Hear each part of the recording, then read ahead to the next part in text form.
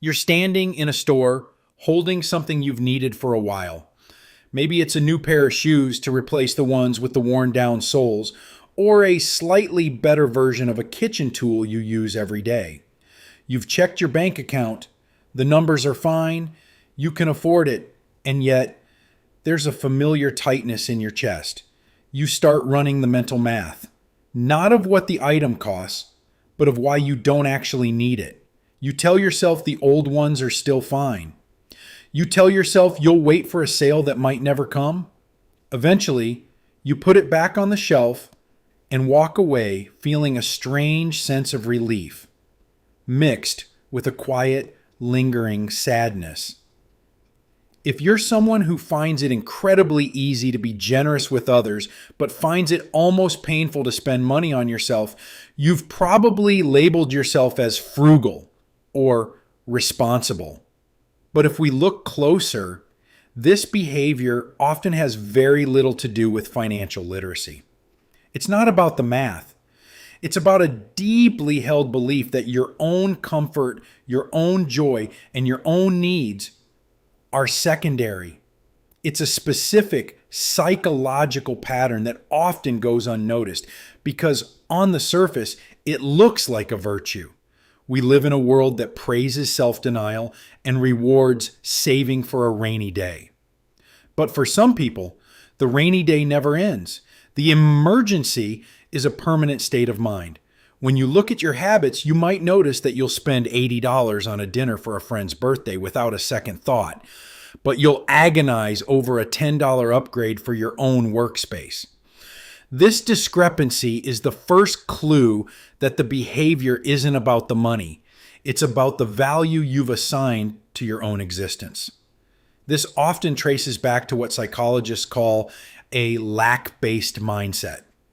It's an internal framework where resources, money, time, or even love are seen as finite and fragile. This mindset isn't usually born in adulthood. It's often a remnant of early childhood environments where resources were genuinely scarce, or perhaps more commonly, where they were unpredictable. If you grew up in a household where money was a constant source of tension, you learned early on that asking was a risk. You saw the look on a parent's face when an unexpected bill arrived. You learned to keep your needs small so you wouldn't add to the burden. Over time, not needing anything became your identity. It became your way of being a good child. The problem is, that child grew up, but the survival mechanism stayed.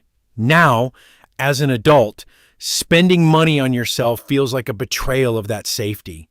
It feels like you're making yourself vulnerable to a disaster that hasn't happened yet. But there's a deeper layer to this than just fear of poverty.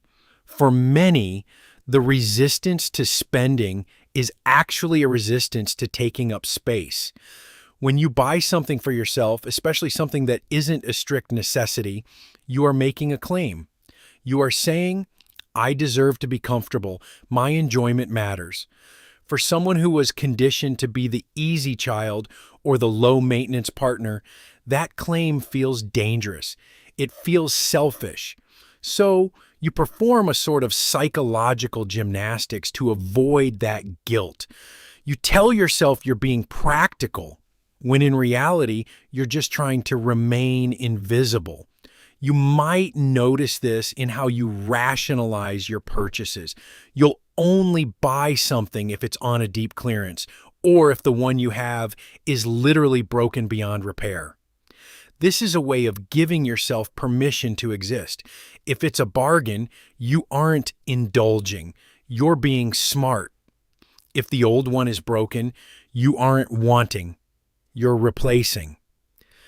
These rules act as a shield against the internal voice that tells you that you aren't worth the full price. And here's where the pattern gets truly interesting. This behavior often creates a paradoxical cycle. Because you refuse to spend money on high-quality items for yourself, you often end up surrounded by things that are just okay or slightly dysfunctional. You live in a world of good enough. This reinforces your internal narrative that you are someone who doesn't deserve the best. Your external environment becomes a mirror of your internal sense of worth. Every time you use that laptop that's a little too slow or wear those clothes that don't quite fit right, you are subtly reminding yourself of your place at the bottom of the priority list. But there is an even more hidden reason behind this: control. In an unpredictable world, money is often the ultimate symbol of security. For someone who has experienced instability, emotional or financial, holding on to money feels like holding on to safety.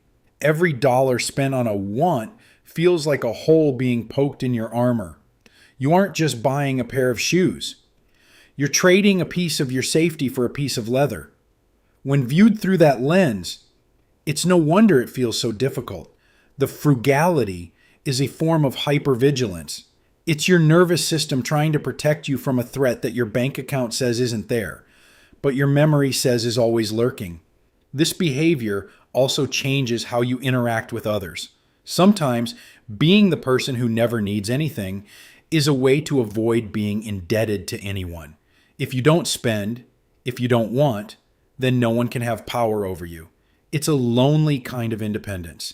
You become the giver, the one who is always there for others, but you create a wall that prevents anyone from being there for you. Your self-sufficiency is actually a barrier. It's important to realize that this isn't a personality trait you were born with. It's a footprint left behind by your history. It's a response to a time when your needs were too big for the room you were in. You learned to shrink them.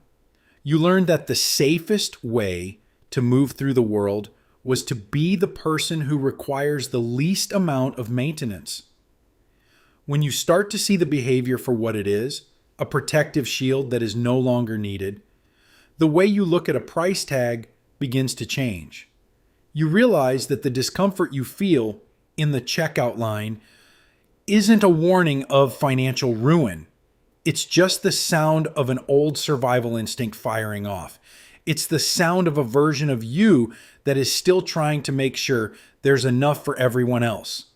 Understanding this doesn't mean you'll suddenly start spending recklessly, but it does allow you to see the difference between being wise with money and being unkind to yourself. It allows you to recognize that sometimes the most responsible thing you can do is to acknowledge that you are allowed to be a priority in your own life. After all, the money is just a tool.